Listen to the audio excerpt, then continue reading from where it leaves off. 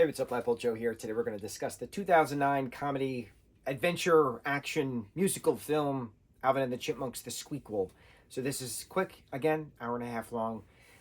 Jason Lee is David Seville. You have his cousin Toby introduced in this, played by Zachary Zachary Levy. Jesse McCartney is the voice of Theodore. You got Matthew Great Glubler as the voice of Simon. You have Justin Long as the voice of Alvin. David Cross is back as Ian, past Uncle Ian. You then now have the Chipettes, who are Amy Poehler, Christina Applegate, and Anna Faris, Brittany and Jeanette, and Eleanor. So how do these girl chipmunks come into the mix, right? How do you make a sequel to the 07 film? So in this 09 film, they're no longer with Jet Records. So what are they doing now? Well, Dave is obviously, he's sending them to school. But they're doing a charity event, the Chipmunks, Alvin, Simon, Theodore, are doing a charity event in Paris. And Alvin is Alvin, of course. So he, does stunts that he shouldn't be doing during the production. And he inadvertently has a sign of himself smack into Dave, causing Dave injuries, causing Dave to stay in Paris to heal in a hospital until he's better and he comes back home. So Dave's Aunt Janet, Popcorn Janet, is supposed to watch them until Dave is better. But Dave's cousin Toby, Zach's character, is the grandson then of Aunt Janet, who then inadvertently has her roll down this flight of stairs, causing her to go to the hospital. So now Toby is taking on the father figure role to watch his cousin monks at Dave's place and make sure that they get to school. That's his job until Dave is better. But of course, all hell breaks loose. And then in the interim of this, David Cross's character of Ian is no longer a part of Jet Records because of the working of the Chipmunks to almost death, to pure exhaustion in the first film. So he's no longer with the company. But he still hangs around and he is a miscreant and breaks into apartments and stuff.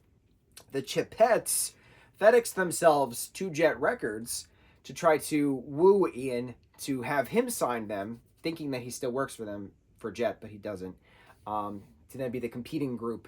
So then that's Ian's goal, is to get the Chipettes, Eleanor, Brittany, and Jeanette, to be the rival girl chipmunk group to Alvin and the Chipmunks, Alvin, Simon, Theodore.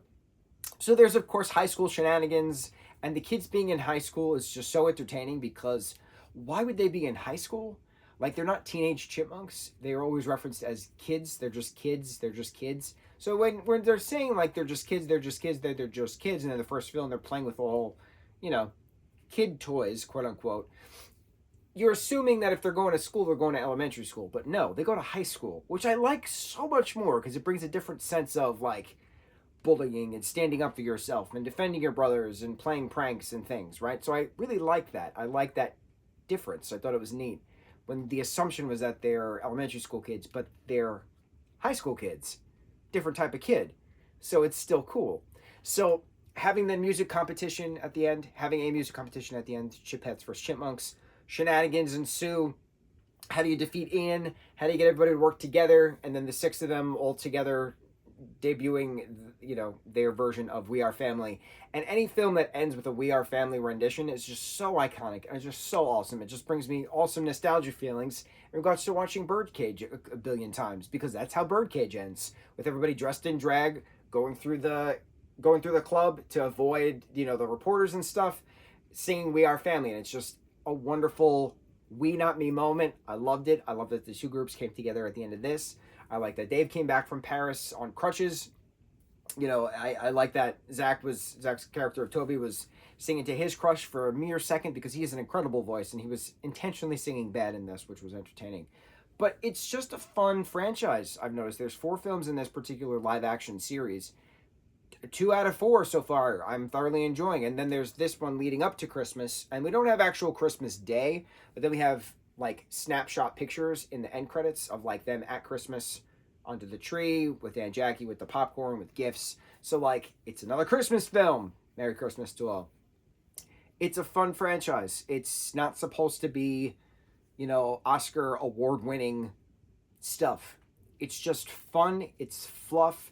It's a warm blanket gives you a nice happy feeling, and that's all it's supposed to do. It's supposed to bring nostalgic feelings about on an adult front when you grow up as a kid watching different Alvin and the Chipmunks stuff, whether it be films, cartoons, you know, TV films, whatever.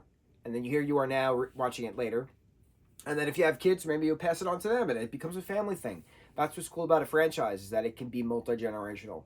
Alvin and the Chipmunks is multi-generational. So I understand why this film series had 4 live-action films making over $1 billion in, you know, worldwide through the movie theaters, because they're fun, they're entertaining, they're not boring, they're not supposed to be taken seriously, they're not life-changing films. It's just fun kids doing fun stuff, and they happen to be chipmunks.